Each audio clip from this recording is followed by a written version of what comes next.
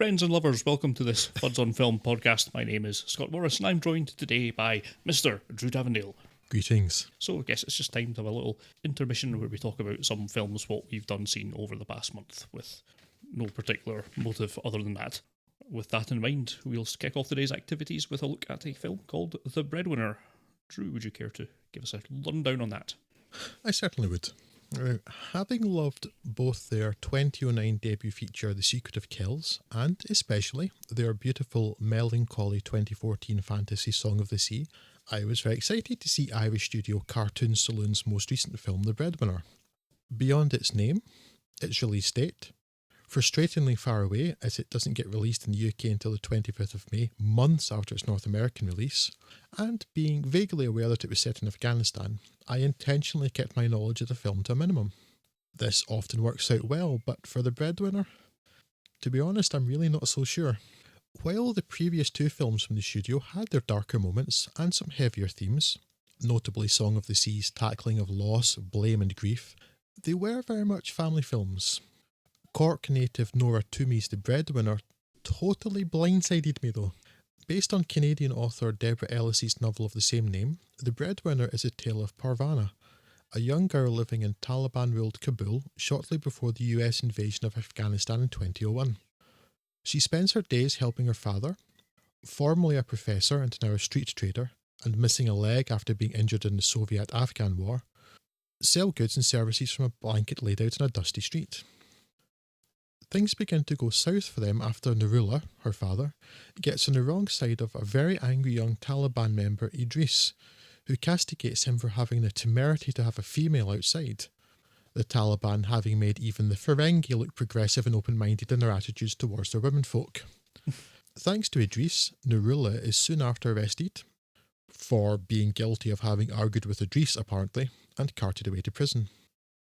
Surprisingly early then, in what I had fully believed to be a film that, if not aimed at, then certainly suitable for children, I lost count of the number of times that four-letter epithets crossed my mind, and quickly resolved to start using rhyming slang to keep, for instance, this podcast clean, and maintain my recently re-established desire not to use so many dang cuss words. So, let me just tell you this. Idris is a Russian front, and no mistake. Sadly, he is far from alone in a culture where... Look, I'll be honest with you, I've never really understood this. It's like the Taliban, and those like them, are working under the assumption that women are actually gorgons, and that seeing one in the wrong place will immediately turn them to stone or something. Without their father, the remaining family, Parvana, her mother Fatima, older sister Soraya, and infant brother Zaki, can't even eat. Not because they've got no money. They haven't even gotten that far yet. No, because they're not even allowed to buy food. The shopkeepers will be in trouble for even talking to a female. I'm very much struggling with the whole no foul language thing, and we're about 10 minutes into the film. Parvana and her mother attempt to reach the prison to beg for Nurullah's release, but a moment of violence, every bit as shocking in animation as it would have been in live action, sees the family soon terrorised into staying indoors and considering any possible way out of Kabul. But they still need to eat, and it is here that Parvana becomes the breadwinner of the title. Cutting off her long hair and donning her deceased elder brother's clothes, she ventures out into the market as a boy. There she encounters Shauzia, another girl posing as a boy, and together the two scrape together what money they can, doing odd jobs, selling clothes and writing letters. Both have escaped from their situation on their minds, Parvana by rescuing her father and Shauzia by fleeing hers. Interwoven with her real-life struggles are the tales, animated in a cutout style quite different to the main story, that Parvana tells Zaki to entertain and calm him. The stories of a young boy who sets off to challenge the evil Elephant King, Babar he is not, whose jaguar minions made off with his village's precious seeds, needed to sow crops for next year's harvest. The breadwinner's themes are hardly subtle, but given that lack of power and freedom for women is all too true, all too common and unequivocally wrong, there seems little need to present them in any other way than front and centre. And in case you think that this is not the case, may I remind you that our current news item is the fact that Saudi Arabia is about to allow women to drive, and many men in that country still oppose that. It's 2018, by the way. Now, it would be easy for this film to be completely one-sided, but fortunately not all of the Taliban members depicted are as one-dimensional as the "it'd be comical if it wasn't so sadly true" Idris. Ellis's story acknowledging that even the Taliban contains a range of types of people in its ranks. Most notably here, the imposingly large Razak, and there is the definite suggestion that the actions of many of the shopkeepers, for instance, is due to fear of the Taliban enforcers and not shared beliefs. I have seen complaints that the Breadwinner doesn't go far enough in its exploration of the freedoms and differences of being, or passing, as a man, in Afghani culture in particular, and a seeming emphasis on sexuality and gender. But to be honest, I think this film has plenty going on without that, especially since Parvan and Shauzia are largely asexual, or pre-sexual during this film. Their minor references to growing up and getting married seem almost entirely to do with that being the expected path or a way out, rather than personal desire. No, the only two real issues I have with this film are, one, I was very sceptical about the veracity of this film coming from the pen of a Canadian and very, very white writer. But Deborah Ellis spent many months interviewing Afghani refugees in camps in Pakistan, so I'm pretty happy to give her the benefit of the doubt. And two, while I really liked the animation, the Elephant King story didn't go anywhere, especially the final portion, which didn't really seem to pay off in its relation to the main narrative as it seemed it would, instead feeling rather rushed and unsatisfying. But otherwise, it's a great film, and looks lovely, which is good because the inside of my mind certainly did not by the time this was over. This is a very strong recommendation to watch it though, as I appreciate that may not be hugely clear. It's powerful, touching stuff, but with simple moments of warmth and joy to make it bearable, which also serves to make it more believable. Humans in general, and children in particular, finding and needing those moments of light amongst the darkness. With three such strong films to their credit and such a clear gift for telling stories with weight, Cartoon Saloon, despite their somewhat light-hearted name, deserve to now be mentioned alongside the likes of Studio Ghibli and Laika, and I eagerly anticipate whatever comes from them next. Yeah, likewise, really, about to say enjoyed this. That's maybe not quite the right term yes, for it. Enjoyed's not the best word, I think, but yeah. I would understand what you meant. Yeah, has a touch of the Grave of the Fireflies that powerful work and well animated. It's charming characters, charming central character to base this around, and it's terrible plight. And like I say, I don't know how true it is, but it certainly feels quite truthful from everything we've heard about the Taliban. Yes. They're not a cuddly bunch, by the No, they do. I mean, Idris in particular, and I think there is something of the angry, violent young man about him that is nothing necessarily to do with the Taliban. It's more just to do with being angry young man, and there are a lot of them in the world, unfortunately. But yes, there's enough documentary footage and news reports about exactly what the Taliban are or were like that this has a ring of truthiness about it, and then some. Yeah, I guess I don't really have anything more to say other than you've already quite ably explained. But we've not seen any of the previous works from Cartoon Saloon.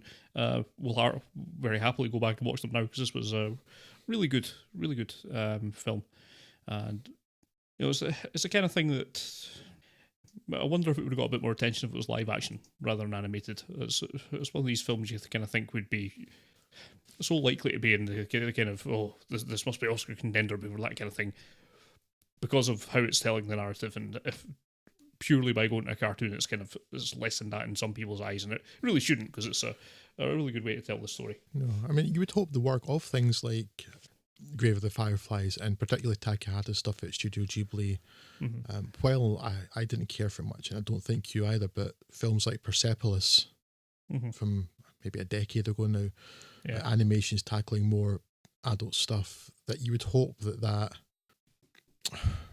bias, that preconceived notion of animation would be gone by now.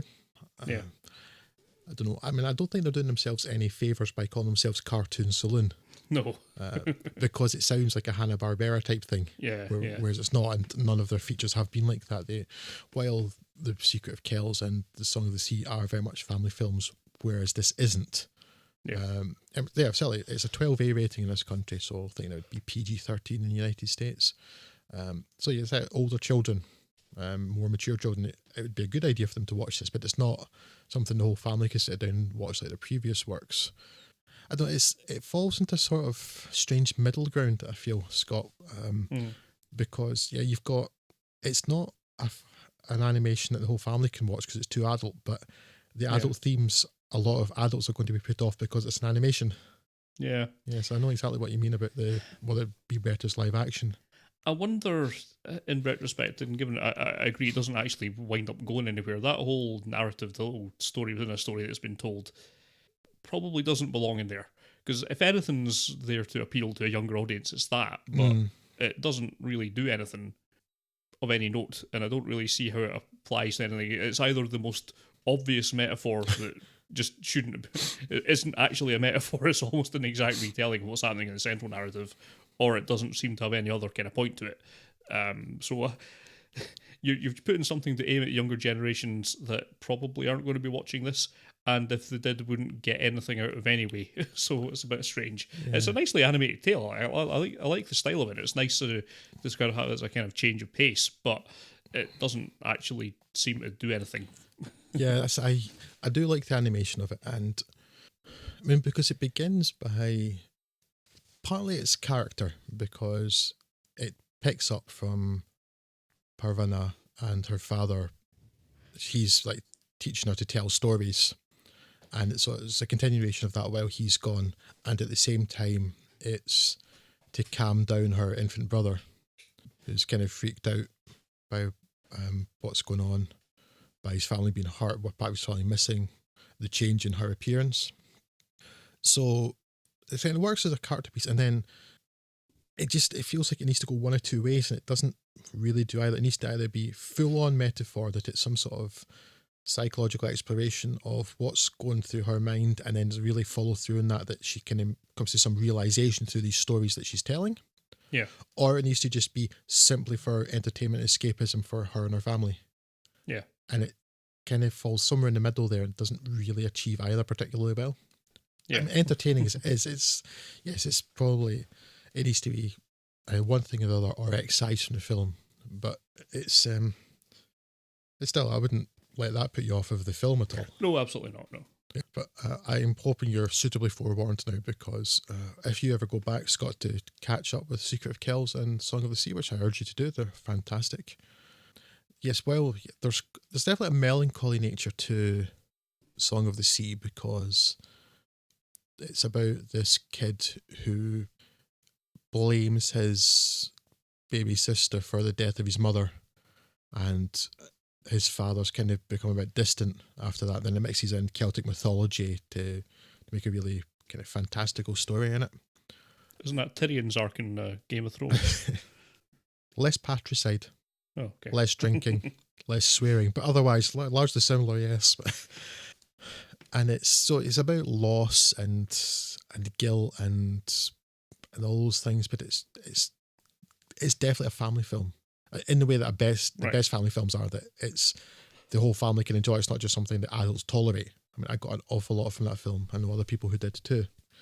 Having seen that, then I had this in my mind that the Breadwinner, it's going to be the same sort of tone or the same sort of level anyway, and then that's like people are being raided up by Taliban, and in that moment in the alleyway that I alluded to when I was speaking about it, it's like, oh right, that totally threw me for a loop. I was quite shocked by that. So I think better to this never happened to Yogi Bear.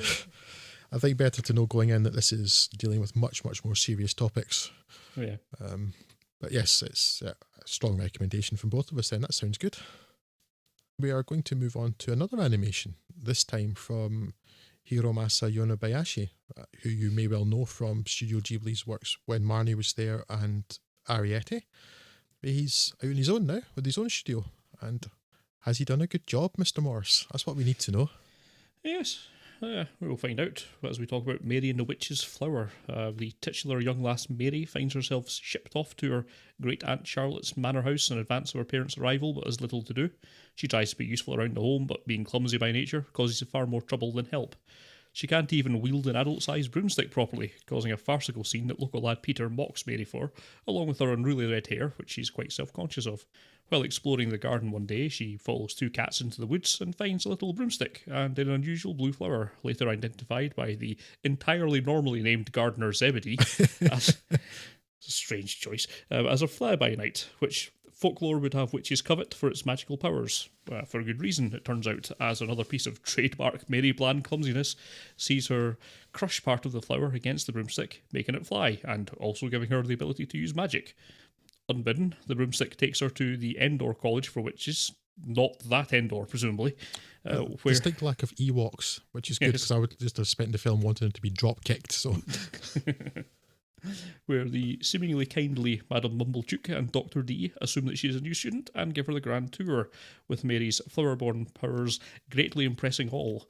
Eventually, as her powers wear off, and still half thinking she's dreaming, Mary confesses to having no innate magical ability and tells Madame about the flower.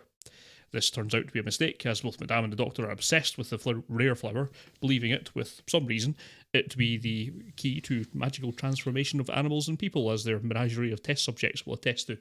While they seem to let Mary leave amiably enough, they turn heel immediately, kidnapping Peter as leverage to have Mary deliver the flower to them before double-crossing her and proceeding with experiments that will put Peter in danger.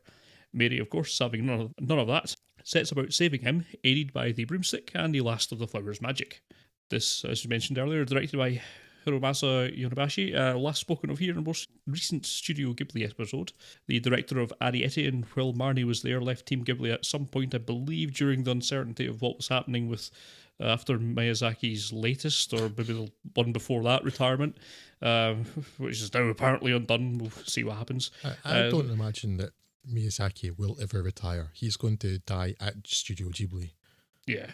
Seems most likely at this point, doesn't it? So he joined the fledgling Studio Ponok, along with a number of ex-Ghiblis, the heritage shows, and if I didn't know differently, I'm sure I'd think this was a Ghibli film when you sat me down blind in front of it. I think even their studio ident is a bit on the nose, isn't it? Yeah. It's a very pretty film with relatable, amusing characters and nicely handled action, and I was thoroughly entertained throughout the piece. I heartily recommend it. I say this now because while there's a few criticisms I could make, and indeed I will, these are things that stopped a very good film becoming an excellent one, and as a tired old geezer, I often sound much more negative than I feel. To a degree, it has a touch of the Ariete about it, by which I mean there's a bunch of stuff that happens and then it stops. And there's not much in the way of character development for anyone. Mary's quite confident and determined at the start of the film, so unless maybe feeling a bit better about her hair counts, there's not much of a character arc. Still, she's charming enough that I don't think it matters, apart from missing an opportunity to leverage some more emotion out of it. I guess I'd love to find a reliable comparison of budget and schedule between this and, say, when Marnie was there, because this isn't quite as polished as Yonabashi's Ghibli output, but it's really close. And I wonder if there's the same, it's done when it's done attitude that Ghibli seems to have, or at Studio Ponok, if financial realities of being a brand new studio might have caused something of a different mindset. But that's really heading into idle speculation territory, and it seems like the success of Mary and the Witch's Flower has ensured at least a short-term future for Studio Ponok, and I very much look forward to whatever they produce next. Yes, I quite like this. Not absolutely blown away with it. It's, I think, aimed perhaps at a younger audience than a lot of the other works that I've seen from him. There's not much, I think, of depth to this film. I can't really see myself going back to it to watch it in any particular hurry. But I certainly watched it for the 100 or whatever minutes it was and was greatly entertained all the way throughout it, and I thought it looked very nice. So yes, it's easy to recommend, although it's perhaps not quite as vital as something like The Breadwinner was. Yes, I feel largely the same as you there, Scott. It's beautiful. That's undeniable. And that's not really a surprise, given that Ariete and When Marnie Was There challenged Miyazaki for how beautiful their films looked. And yeah, you're probably right that I think it aims slightly younger than certainly When Marnie Was There. And it doesn't have the depth. I don't know much about the book it's based on, so I don't know how much of that is actually just that there's not that much in the book either. But yeah, it's a lovely film, genuinely quite funny in places, and yeah, the big issues I have are fully similar to yours. Like, there's not a lot of character development, as you say, and there are There are moments where I thought it was going to have the magic's in you sort of thing, and it didn't. Yeah. And in one way, that's good, but at the same time, it undercut parts of the other points of the film. Yeah. And the big issue I have with it, and again, I'm not sure how much of this is from the source as well. I'm entirely unfamiliar with the source book and the writer, a woman called Mary Stewart, and the book it's based on is called The Little Broomstick, or The Littlest Broomstick. It may just be The Little Broomstick. I suspect I'm confusing it with The Littlest Hobo. Yes. Yes, The Little Broomstick. There's a moment where she finds a spell book and she uses some spells, except basically there's one more or less Deus Ex Machina spell, and that's all that's the magic that's actually used, and that's a little disappointing. Yeah. There doesn't seem to be much sort of inventiveness or resourcefulness from the main character. I mean, she's strong-headed and probably the sort of character you describe as plucky, but doesn't seem particularly inventive or resourceful, which it felt like the film really needed. I still enjoyed it a lot, so it's probably not that big of a deal. It didn't seem to hinder my enjoyment so much. It's more just it didn't go as I was expecting it to, and maybe that's good. I don't know. But yeah, it's a very promising start for Studio Bonnock, and certainly in quality of animation, they may be the people that pick up the gauntlet thrown down, put gently down, whatever by Studio Ghibli, because I don't know what is happening with them.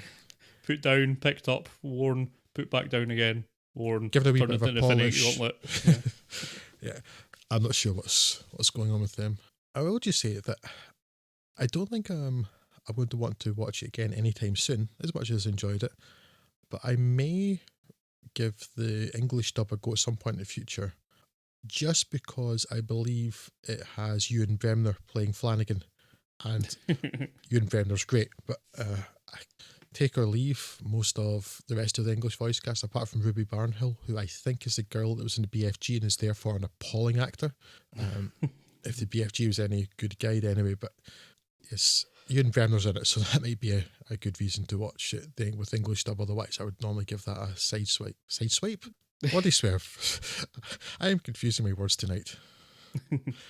Yes. Fair enough. I guess we'll plough on with a seamless link into Ready Player One, which is, I guess, also based on a book for 2-year-olds.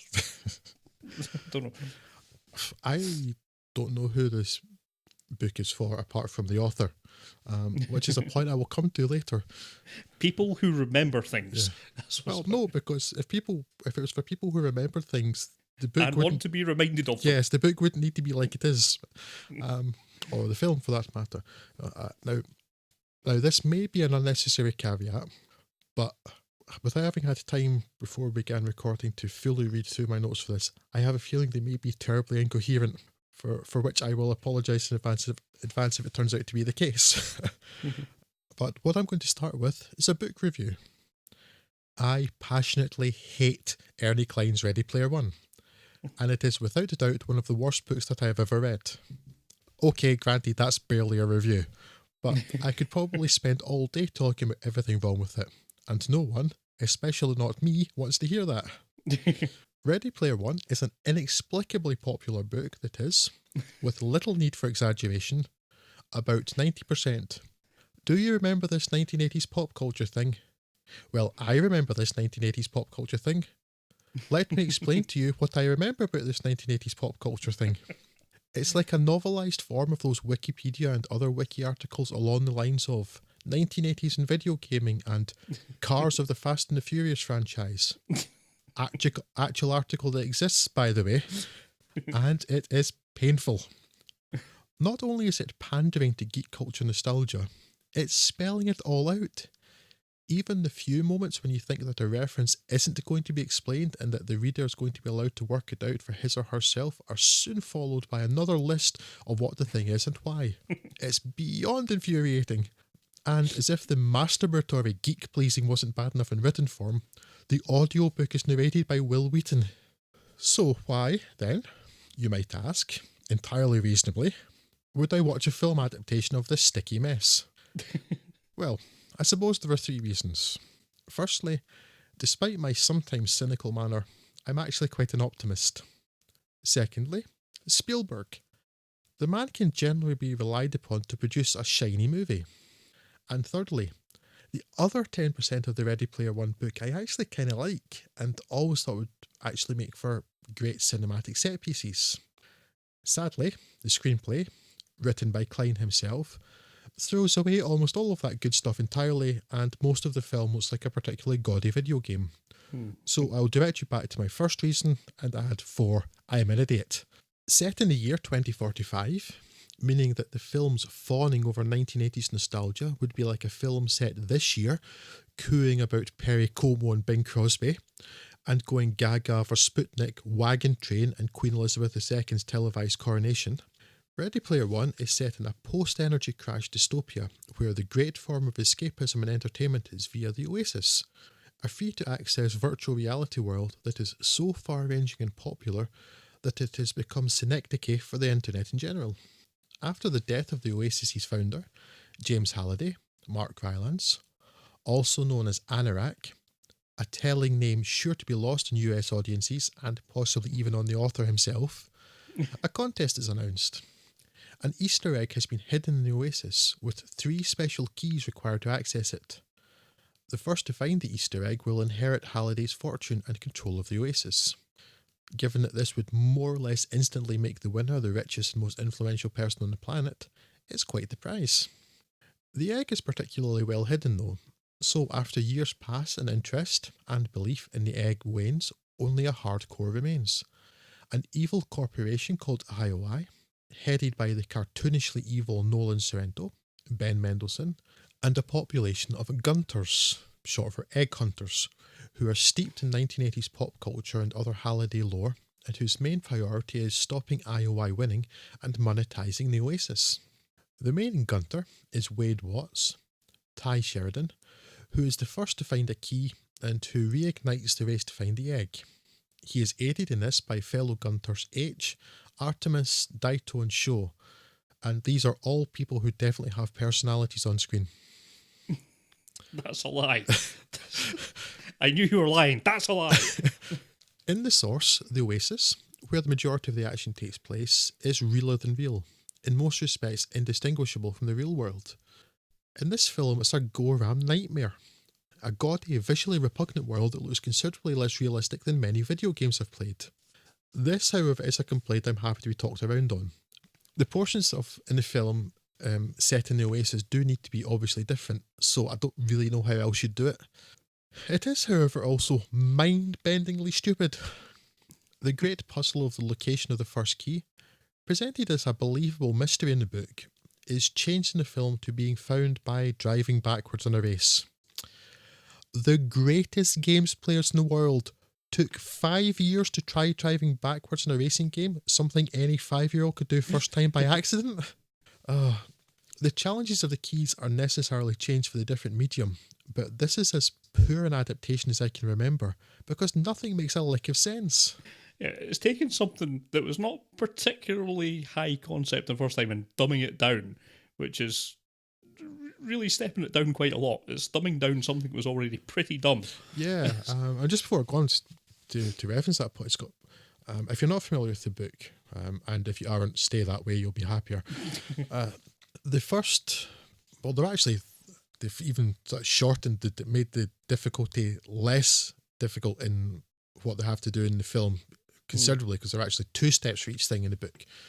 But after Wade finds the first key, then he has to do a challenge of trying to do step for step recreation of Matthew Broderick's lines in the film War Games. Right, so that's all more of the 80s nostalgia, masturbatory nonsense. But I can see why that's not going to translate to screen, not just because of rights issues. Like, you can't just have a bit of a film where somebody's watching someone play a film. That's not going to work. But to replace that entire thing with a race where someone goes backwards to win it, like, what? Really? To wit, I don't know who this film is for, or why Klein has adapted it from his own work, remember, in the way he has. I mean, again, I give another good example. In the book, a crucial late story item is attained, after several pages of how and why this is so significant, of course, by a feat of rare gaming prowess. The same item in a film that features a hefty amount of video gaming references and history is instead attained by a wager? A wager spoken about a largely inconsequential fact? Who is the audience for this aside from Ernie Klein? Anyway, renewed interest in the egg heightens the desire for Wade and his fellow Gunters to find it and stop Sorrento. And Sorrento and IOI will do almost anything, including doing a murder, to get the egg first. There are a lot of references to things most of the target audience will have no knowledge of. The finale set piece of the book that I thought would be the one thing that would translate well to the screen is a massive disappointment. And someone wins. And Spielberg can't restrain his need to add in a dose of schmaltz. It ends, and I want my time and my better judgment back. One thing has actually improved with transition to the screen, shockingly, and that is all of the fan-pandering references. Because they are visual and often fleeting, rather than painfully spelled out in exhausting detail, you're allowed to miss some of them. And I thought I wouldn't be able to find anything positive to say about this mess. See, I told you I'm a secret optimist. That really is about it, though. It feels like Steven Spielberg may be trying to make Mark Rylance his new muse, but sadly Rylance is now 1 for 3 with Spielberg, so maybe Bridge of Spies was a fluke. Not that anyone comes out of this well, although some, Simon Pegg in particular, suffer particularly because of the bizarre choices made when adapting their characters from the book. Ty Sheridan is about as bland a protagonist as I can recall in a good long time, or at least one who wasn't named Worthington. It's sad to say that the most memorable thing about Ty Sheridan in Ready Player One is that terrible poster with him with his go-go gadget legs. At least I suppose in this film adaptation we're spared Klein's complete misunderstanding of either time or arithmetic, as at no point in the film are we told things like Wade had watched Blade Runner or Monty Python and the Holy Grail 47 times each, to say nothing of the apparently thousands of individual TV episodes each watched multiple times that an 18-year-old who attended school every weekday would totally have been capable of having done. I would like to point out there was not 1 ounce of hyperbole in what I've just read. Yeah. The characters in the book have apparently read and watched and played video games enough to carry through several lifetimes, and they're 18. Yes. I hate that book so much. The film, I merely wish I hadn't seen. Yeah, I remember reading the book just Christmas-ish this past year, because I know enough people that liked it who ordinarily don't seem to have been dropped on their heads as babies, but it's absolute garbage, just to be scrupulously fair. Hot garbage of the lowest order. So, yeah, I wasn't really looking forward to this, but yeah, like you say, when Spielberg gets attached to a name, to the film, you've got to give it at least some credence, but no, and you know it was the right choice because, of course, Steven Spielberg is a noted hardcore gamer who would get almost all the references in this, like in the interviews where he's saying he played Mario on his PlayStation. So you know that he's hardcore because that means he's mod chipped a PlayStation and run homebrew emulators on it. So yeah, he's clearly the right choice for a film so stuffed to the gunnels with video game references. Yeah, it's just bad. Even without commenting on the visuals, because I did watch the suboptimal copy of this, but all that did was really highlight how threadbare the story is and how absolutely anemic all the characters are. Your lead character is around for more of it, but he's so milquetoast that there's just no depth to him, and everyone else has no character at all. They are just puppets. Yeah, I know. It's the small bits of character that the book has are totally taken away for the film, because in the book there's one character who turns out to be at least slightly more interesting than other people there, and in this film she's just a woman that has a van. Yeah. Okay. Yeah, and it's such a terrible job of world building, and no one's thought about this. No one has seen any of this make sense. Cause, there was that trailer that came out a little while back where it's these guys running with their VR helmets up a street, kind of pretending to be guns, and then it kind of wipes through to what they're seeing in the VR thing, and it's the assault on something or other. And I thought, what? I thought, that's dumb, but that makes for at least a reasonably compelling visual trailer. I'll give it that. But no, that is apparently just how it works. Yeah. So if you want to be, this huge battle at the end where everyone's joining forces, so everyone's just got their VR helmets on in the middle of the street, running around, and apparently it's mapped one for one what you do in the virtual world as you do in the reality. So how aren't people just running into walls all the time? Yes. Who come up with this? What are they thinking? This is the dumbest idea. I know it just flashes past it, but I couldn't let myself go away from it. It's so stupid, and it shows how little you've thought about this world that you have scenes like that in it. And it just got on my nerves so much. Yeah, I found myself like picking up and stuff like that too. There's like the huge set piece battle at the end, which I had been looking forward to because I thought it was the most cinematic part of the book, and yet it managed to be really boring. They managed to like kind of not get all of the bits. I actually thought they weren't going to have Mecha Godzilla at all, but they kind of ruined the reveal of that. Because in the book that was very much presented as a oh no moment, and in the film it's just like, oh, it's Mecha Godzilla. Okay, there's no sense of dread. Jumped on top of it. Yeah. Oh, okay. So in that final battle at the end, and you see like the VR rigs, the people from IOI and the enemy, and apparently they're all in the virtual world right next to each other where the pods are in the game. So like if they get hit in a row, they will all just happen to be where they were in the office room. Half of me wanted to let that go because it at least gave that sort of nice visual thing of the white pods going red because that character had been killed. It was like, yeah, but why are they together? That doesn't make any sense. And the way that they have to have these indentured servants doing things in the virtual world, like picking things up and moving them to another location. It's like, what sort of video game is this? Who would design a system that was like this in the first instance? Yeah. You couldn't just... it's just weird stuff. That made me think of that Mexican-American film, Sleep Dealer, which I think I may have mentioned on Fudds and Film at one point before. It's certainly I know I did in the one-liner back in the one-liner days, but there's a scene in that where basically low-paid Mexican workers are doing remote working, so they jack into a similar sort of terminal. It's somewhere between this and the Matrix, but then they are actually operating like building drones and stuff. Like, okay, that I kind of understand, but in this, they are wage slaves who are moving computer characters. What? I'm really confused. And that's another bit that, again, I'm not sure how you would directly translate it to film, but one of the few bits of the book that I enjoyed was the bit where the main character stops referencing pop culture for at least a chapter. It's amazing.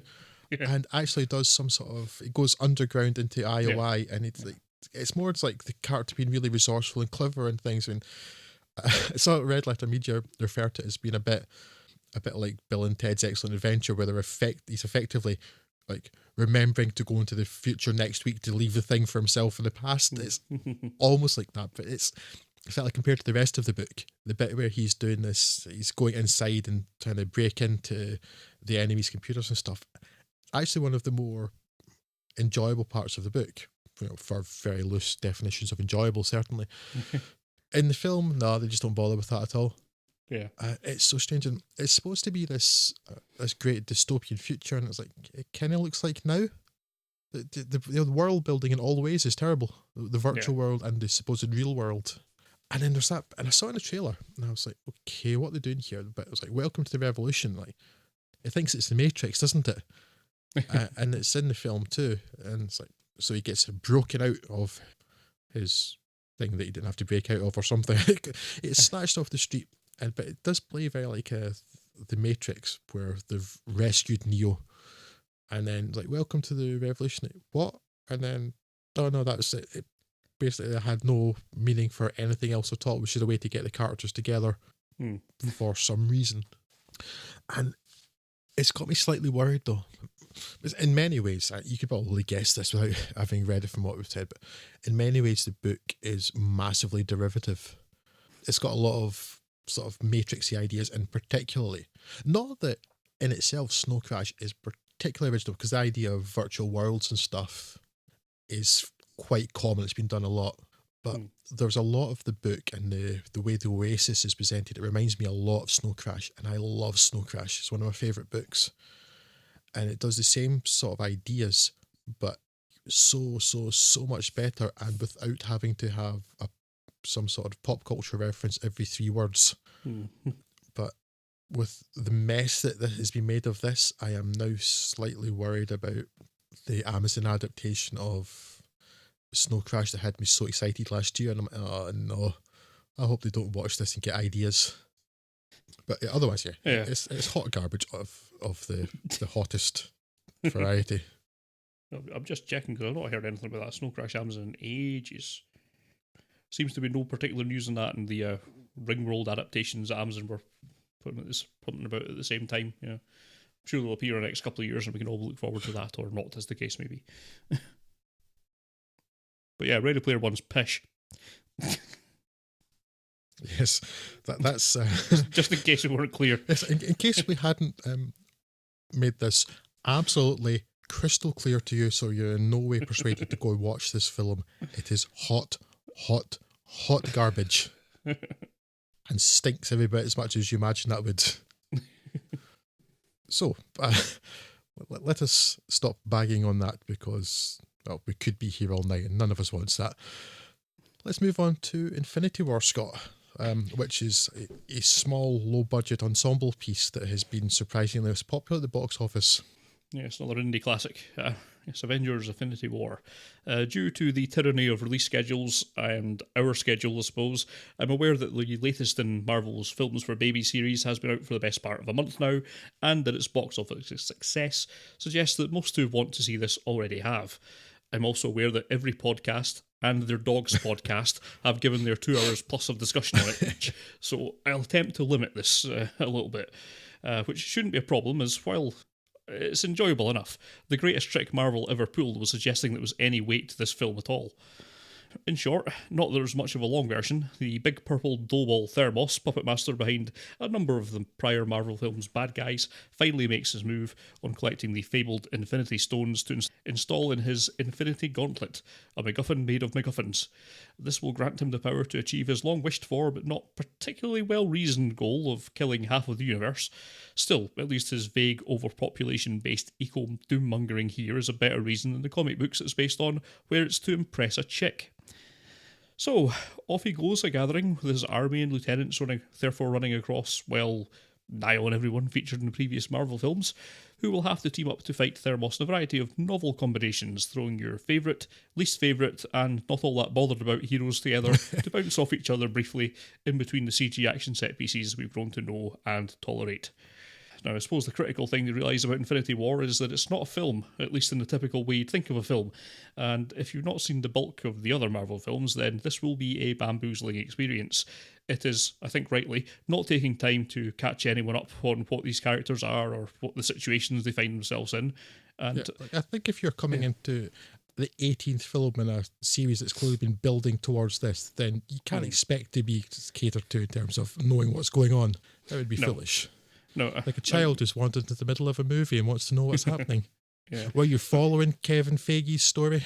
Yeah, I don't know why some people seem to get really triggered about this in the Marvel fanboy community. I mean, it is an absolutely valid criticism. If you've not seen the previous stuff, this is going to be baffling to you. But yeah, Marvel films are not yet required study material, no matter how popular they are. So there are going to be some people who have that, and it's worth pointing that out. But instead, this is very much like the comic book crossover events that this models itself after. It's, at best, a celebration of all the things the previous films did best, carving out a good number of great new character interactions between its best developed stars, and at its worst, it's a competently produced series of CG things bashing into other CG things, but thankfully it's skewing towards being funny than grim, even with the stakes involved, which probably triggers the DC fanboys. But on balance, I prefer my flyaway pop culture to be amusing over grueling. I get my actual emotions from real films. And occasionally real life, but that's much less convenient. It's also deftly learned a lesson from the comics books in giving the illusion of depth. In as much as if you're so inclined to, you can talk about the various nuances and theories about how this affects the rest of the films going forward for as long as you have available oxygen. And I'm very happy that this film brings so much joy and engagement to those folks. For a more casual observer, one perhaps who's still only watching these films because of a podcast they're doing, it's hard to see that these films' shocking events as anything much more than an opportunity to run a sweepstakes as to exactly how they will hit the undo button on it in the next part. But Scott, It's clearly going to stick. How can that ending not possibly be meaningful? I mean, it's not like there's such a thing as the Marvel Cinematic Universe plan or release dates scheduled in IMDb or anything. Yeah, so somewhat undermines most of it, doesn't it?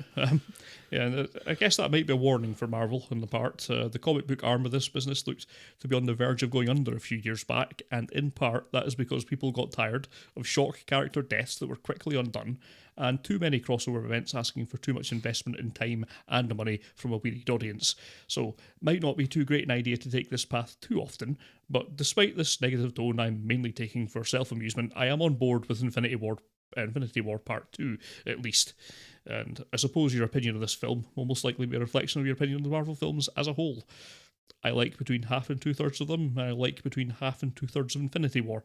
For me, this is very much a film that I enjoy less every time I think about it, but thankfully, not thinking about Marvel films comes really easily for me. Yeah, as I say, I'm glad so many people find this so enjoyable, but watching this multiple times and proclaiming it to be a work of genius is a bit too Kool-Aid-y for my liking. Actually, maybe it's not the film I like less, it's the fandom that surrounds it. So, well, yeah, I think that review's annoyed most people. Bergman and Goddard were hacks. McGee's a true genius. All the films that you like are ghastly. Is that everyone? I think it is. Right. Send your hate mail on a postcard. Yeah, despite the tone taken, when I watched it, I enjoyed it well enough. I came out of it and was entertained, and then when I started thinking about it, it all started flying apart, and I went, right, not doing any more of that for a while. Yeah, it's an entertaining romp, lots of nice little character touches, a plot that's there, and will give us something to do for the next film as well. That's about it. I can't really get all that excited about it. I don't know why it's held in so regard, but yeah, it's fine. I enjoyed it. Yeah, I was worried about this film. I was going to see it regardless because, not just because we do a podcast, Scott, but I've mentioned before, I think that I'm something of a completionist.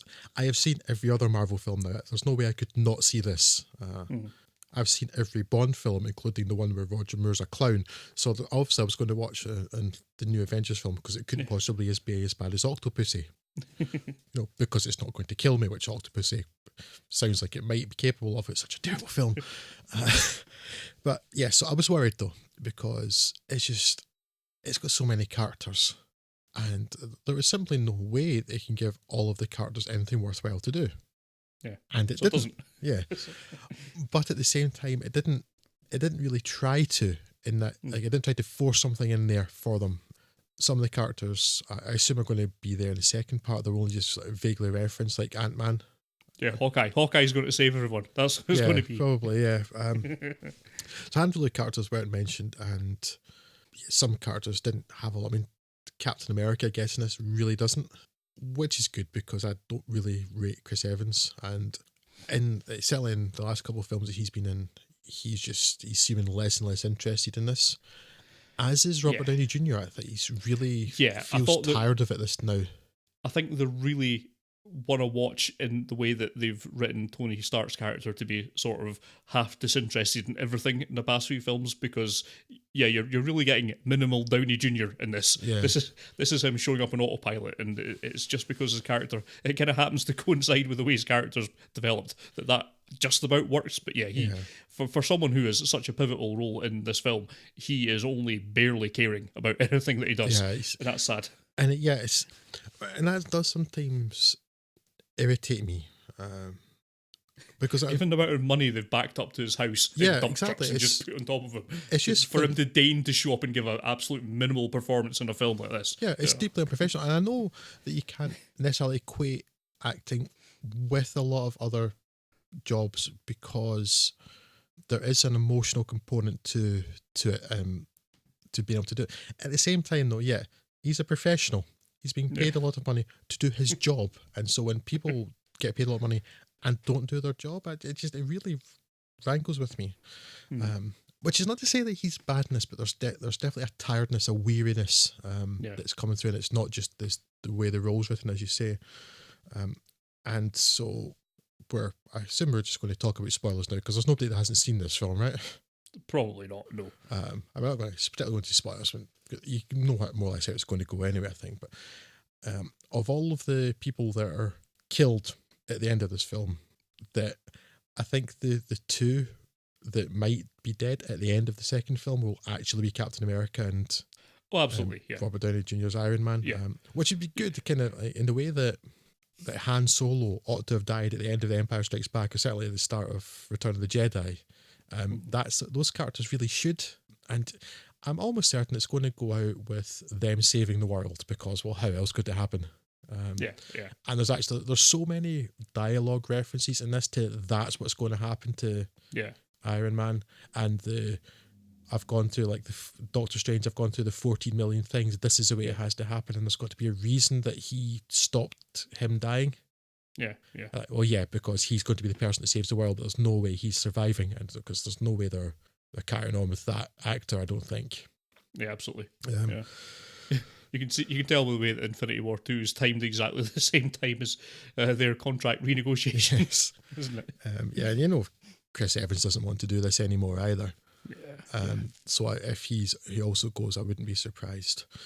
But yeah, so backpedal a bit to where it began. So I was worried because I thought this whole film is just going to be an absolute mess, and it's got to cater to so many characters.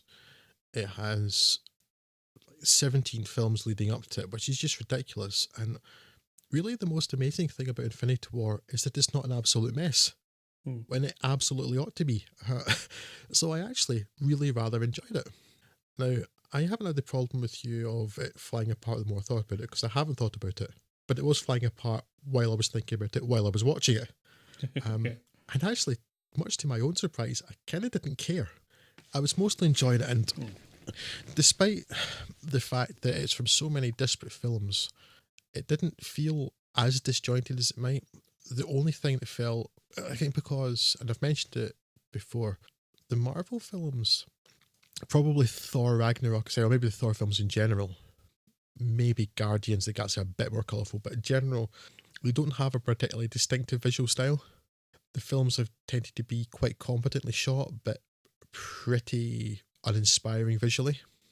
I don't mean in set piece event, I just mean in terms of like the lighting, the way it's shot. It's all, it's competent, but it's not remarkable. It's not standout. It doesn't really look particularly exciting. So for that reason, visually, most of the different bits have gone together quite well. The only, probably the bits with Thor and the Noble Rabbit rocket, I was really amused by that Noble Rabbit thing for some reason. It's really stuck with me. And amazing that one of the most touching parts of the film actually involved Rocket. That's so strange. That was like the one bit that looked visually different. But other than that, more or less, it fitted okay. And it wasn't just a huge mess that it could have and should have been. I thought maybe the Wakanda bits looked a bit pasted in, and that's very possibly because they were. I'd love to know just how much of the Wakanda stuff was added after the success of Black Panther, because I think that took everybody by surprise.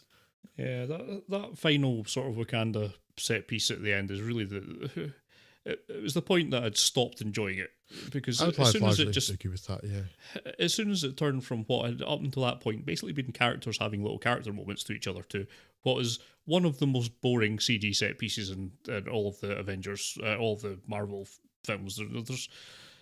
It's just dull, and it's boringly shot, and it's a boring idea, and it's boringly done. My upside, no war rhinos, so I give it that, and it's not quite as bad as the fight round the back of the airport in Civil War, but it's pretty uninspiring, lackluster. And also, that is one of the bits where I start to get really nitpicky, because they're supposed to be in Wakanda, and it's supposed to be an entire country, but the entire country's the size of a field. I was very confused by that, because you have all these people fighting each other in different parts, and it's supposed to be, if not a country, at least a large city they're defending, but it appears to be, no, it's a field, because no matter where anybody is, despite the fact they're on foot, they can get to any other character in the time it takes to, I don't know, transition a scene. It didn't make a lot of sense. And how is this person suddenly here? Oh, okay, right. Yeah, and it's one of those, you start thinking about the Infinity Stones and things, and you don't want to think too much about that, because why wouldn't you just use the time stone and rewind everything? No, don't look over there. Something shiny, don't think about that. The other thing, it's what I expected to hate, is it wasn't the same normal terrible Marvel villain. Yeah.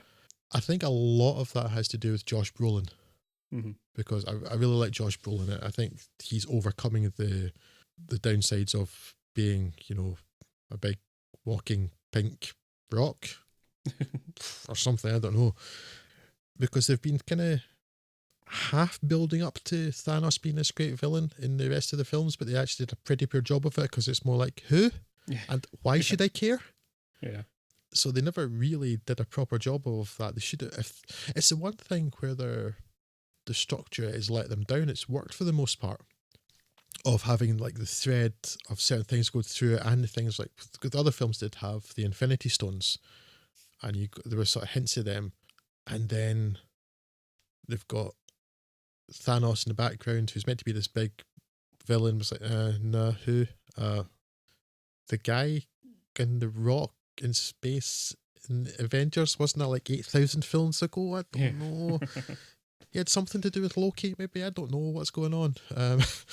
So the fact that they've actually managed to make a fairly compelling villain out of him is quite incredible. And it's one of the things I was really worried about this film. But Marvel continued to have a real problem with the passage of time.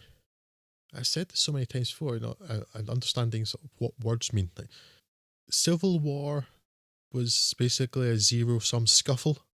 It wasn't a war in any way, shape, or form. The Age of Ultron was a long weekend of Ultron. And in this, again, Black Panther went from stable kingdom to anarchy and civil war, apparently in 2 days. And so this is similar problems to it. Like, Thanos has been searching for the Infinity Stones for thousands, if not actual millions of years, and then finds all of them in the space of a week. That's a bit weird. That's the least of the film's problems. It's just, there were bits like that bothered me. Again, probably best not to think about it, and I fairly successfully achieved that, because much to my own surprise, I really quite enjoyed this film, but I don't think I'm in any hurry to watch it again. What I will say, though, is I know it's going to sound really mean, like I'm being cruel to these people, but I've heard people talking about how, like, emotional they found the end of the film, and have you ever had any real emotions in your life? How can you be emotional about that? Like, when again, not just because of the way comic books and comic book adaptations work, but again, the fact that, oh look, Spider-Man's dead. Yeah, but there's a Spider-Man film coming out next year, right?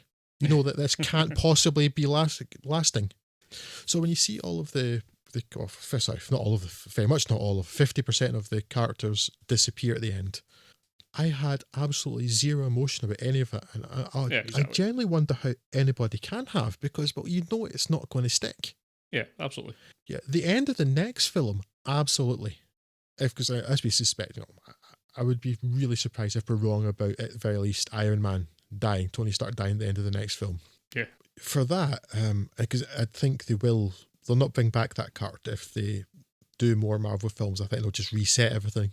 And it'll be new actors, new stories, but it won't be connected to this one, and that's not so bad. Yeah, or you just let it go. I mean, Iron Man's kind of played out his arc. He's had enough films about him. If you need some sort of warbot, then there's still War Machine knocking around. You could do something with that, or put someone else in that suit. If you need that kind of sweeper role in your Avengers team. Yeah. But the Stark as a character has kind of had enough focus on him. We've mined more than enough out of that vein. So try and find something more interesting to do now. But yeah, so like at the end of the next film, like if they kill him off, then I can see that people would get emotional about that, because they cared about the character followed it for 10 years or whatever. Okay.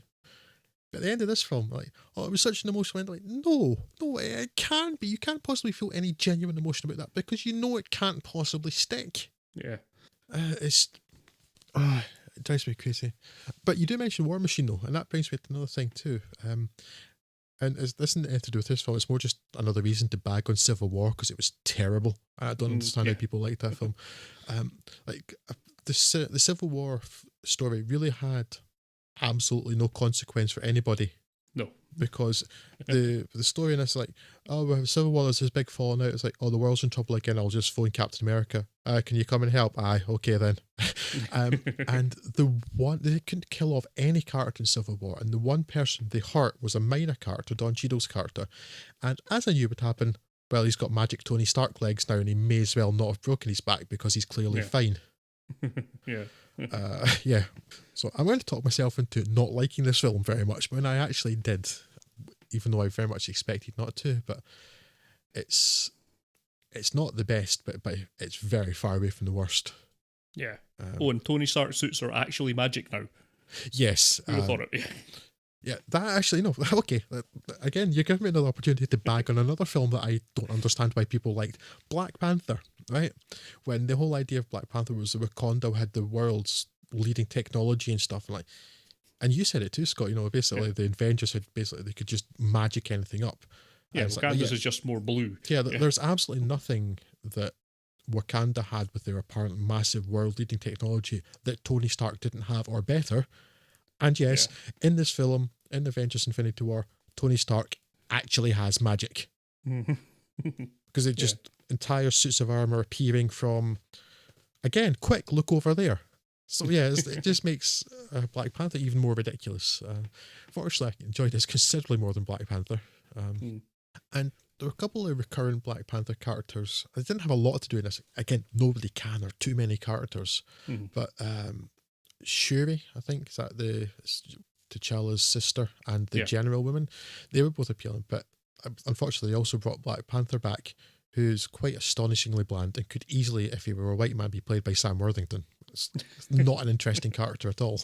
Not necessarily saying that Chadwick Boseman is as bad as Sam Worthington, just that at least the character isn't interesting. Yeah. But yes, it's much better than it had any right to be, is what I'll say. Yeah. I enjoyed lots of bits. Basically anything where Spider-Man's in it, that's cool. And, I like anything where Bruce Banner is. Bruce Banner's incredible. Another good little performance. It's nice to see sort of Hulk in a Hulkbuster armor. That was quite cool. That was interesting, yeah. Although, talking just before, sorry, I don't want to forget, because it's gone in my mind. Despite the amount of money that's in this, there were a couple of moments of shockingly poor effects work, including one point where they've apparently just pasted a sticker of Mark Ruffalo's face onto the top of that armor. Yeah, that's absolutely terrible. The scale's completely off on it. It's so bad. It's just like they've just like put a sticker on, and it was there as a placeholder, and they forgot to go back and finish it off. Yeah. Sorry, but yes, you're saying I interrupted you. I'm sorry. What else was I saying? Oh yeah, Big Blue Dave Bautista's another great character in this. But I love his performances. Is this? Yeah. He's only got about 4 lines, but they're all really funny. I didn't think Chris Pratt was all that great in this. The rest of the Guardians actually were pretty good, but they kind of gave him some sort of emotional lever, and it didn't quite work. No. Whereas everyone else was just being silly, and that was good. And who else did I like? That's probably about it. The sort of butting of heads between Doctor Strange and Iron Man's pretty good. Chris Hemsworth is great. Yeah, and I'm totally on board with Super Saiyan Thor.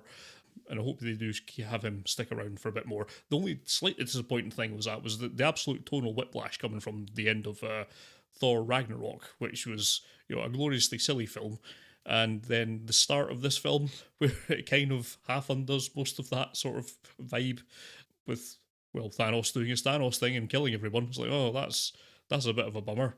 And so I don't know what'll happen with Thor going forward, but we'll see, I suppose. Well, it's not like there's that entire time stone thing. Yeah, hopefully that'll all get undone. Yeah, because they're actually, I suppose the people from Asgard come off worse, because those are the deaths that might stick. And I actually found myself thinking, oh, don't kill Idris Elba. I wanted to do that. But yeah, I assume Loki's actually dead, and I hope so, because I've never liked that character, and I don't like Tom Hiddleston so much, although he's grown on me since Thor Ragnarok, I guess. But now you've mentioned this, I know this is so geeky and nitpicky and stuff, but it's the sort of stuff that bothered me while I was watching it. So apparently this big spaceman, Thermos there, can batter Thor, actual god Thor, right? And he can't get out some metal and stuff, but apparently can withstand the force of an entire star. Stars are the most powerful things in the universe. Apparently you can direct the power of a star at Thor. He gets a bit of sunburn and a wee bit of warm, but somebody punches him at the start of the film and they can't do anything. That doesn't make a lot of sense, really, does it? That bothered me, but that was perhaps the least at least a goodies thing. Again, Benedict Cumberbatch came out really well. I think he's one of the more interesting things, rather than certainly Captain America, who was there. Yes. Yes. But yes. So, have we finished talking about these films, Scott? Yeah, I was just trying to balance out a little bit. There were a lot of points that I actually did enjoy in it. I think if you analyse this properly, it's a bit of a mess. But then I say it's not really a film in that regard. It's more of something that you'll watch in the future in 20 years when you're binge watching them all on Netflix, and you get to this one, and it's a nice little character crossover moment. But yeah, as a film by itself, it's terrible. But as an installation into this sort of Marvel tapestry that they're weaving, it works pretty well. It has its place. You can watch it having not seen others, but you'd be absolutely foolish to. You've got to understand that it's part of a series. I mean, some films need to stand on their own, but this is obviously not one of them. The last thing I'll say, I think, though, is I waited for the usual stinger, and I got it, and my first thought was, eh? Yeah. And then I looked up what it meant, and it's like, so yeah, apparently Miss Marvel, Captain Marvel, whatever. Okay, I mean, I know that film's going to happen. I know nothing about the character. Pretty sure I've used her in like Marvel versus Capcom at some point in the video game. That's it. But yes, as with all of these things, don't bother waiting for them, because you have to sit through a scroll of everyone. I'm pretty sure that was everyone in the world on those ones. And yeah, all you really get is there will be another Marvel film coming out in a bit, which you can just look up on IMDb. Plus, you'll probably need to anyway, because I don't imagine too many people know what that Captain Marvel symbol is. Certainly I didn't. I didn't look it up on Wikipedia either. So. I looked up, I went from to but I ask about if we finished talking about that, Scott. Yep, I'm done. Because we have some other people who I've talked so much I can't talk to you anymore. People who've talked to us. We just asked you if you had any thoughts on these films.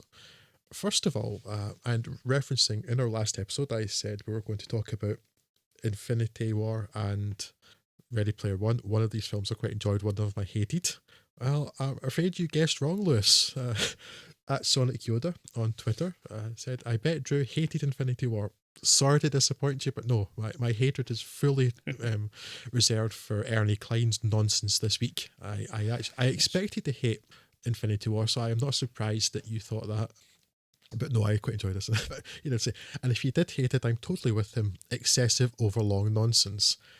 None of which I can particularly disagree with. I just happen to enjoy this one. Then Perpetual Dumb Machine at Blake Wrights from the I'm the Host podcast said, Infinity War's all I've seen.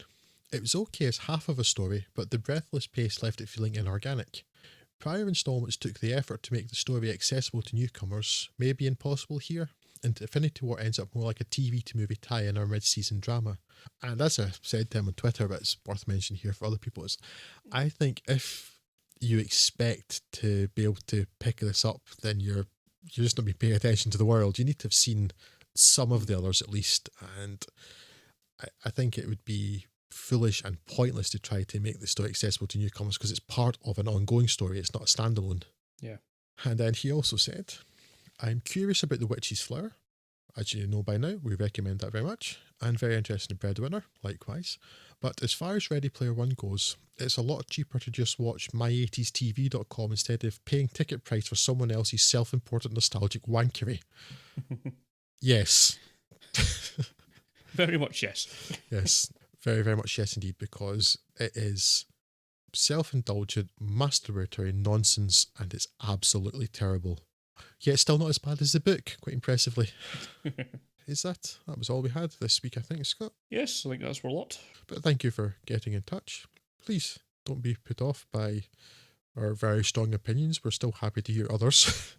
But yeah, I guess that's it for now. And we will be back at the start of June. 2 really good films, a pretty decent film, and an absolute rotter. That's not so bad for this episode. Yeah. So, bye-bye. Ta-da.